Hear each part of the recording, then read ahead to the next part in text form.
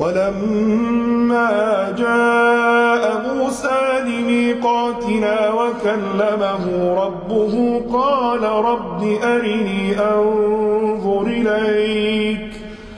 قال لن تراني ولكن انظر إلى الجبل فإن استقر مكانه فسوف تراني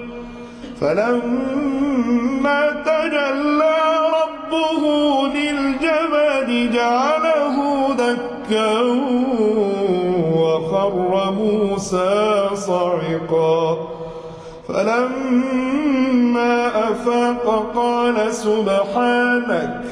قال سبحانك تبت إليك وأنا أول المؤمنين قال يا موسى إني اصطفيتك على الناس برسالتي وبكلامي فخذ ما آتيتك وكن من الشاكرين